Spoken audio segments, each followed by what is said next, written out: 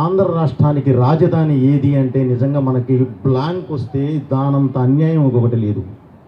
నవ్వుకున్నారు, మనం ఏం చేస్తాంలే అన్నారు, ఎవరో ఉన్నారులే అన్నారు.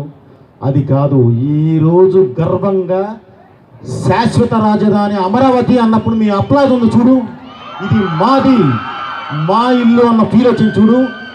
అది తను చెప్పినప్పుడు మీరు ఇచ్చిన రియాక్షన్ నిజంగా నాకు కడుపు నిండిపోయింది. నిజం, శాశ్వత రాజధాని అమరావతి అయ్యింది అని అంటే నా ఇంటికి ఒక అడ్రస్ వచ్చింది, అంతకన్నా ఇంకేం కావాలి?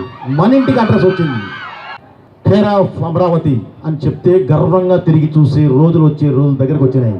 అది మీరు చూస్తారు.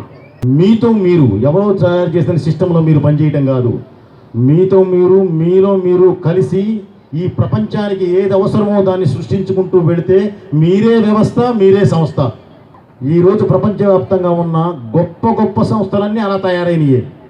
సాంకేతికంగా వస్తున్న ప్రతి మార్పుని గమనించి, గుర్తించి, అర్థం చేసుకొని దాన్ని తీసుకొచ్చి మీ మధ్యలో పెట్టే ఒక గ్రేట్ లీడర్ మీ దగ్గర ఉన్నాడు ఈరోజు.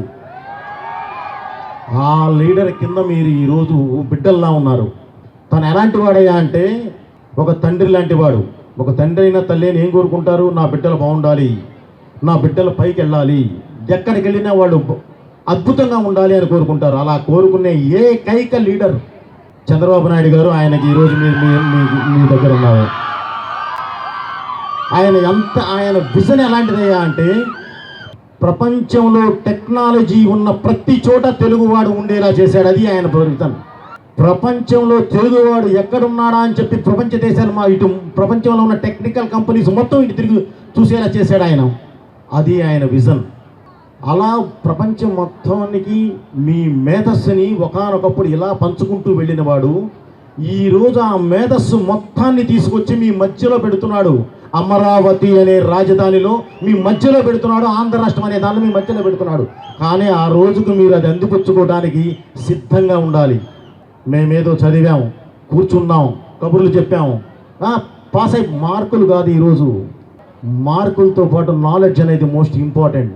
దాన్ని మీరు సాధిస్తేనే గ్యారంటీ వద్దన్న 100 స్టెప్స్ పైన ఉంటారు మీరు. ఆ దేశం యొక్క మట్టికి ధైర్యం, బలం, అహం, గర్వం, ఈ 4 ఎవరో తెలుసా? ఈ స్టూడెంట్సే, మన స్టూడెంట్సే అని చెప్పాడు ఆయన. అంటే మీరే ఆయన ధైర్యం. మన వాళ్ళు ఉన్నారు ఇక్కడ.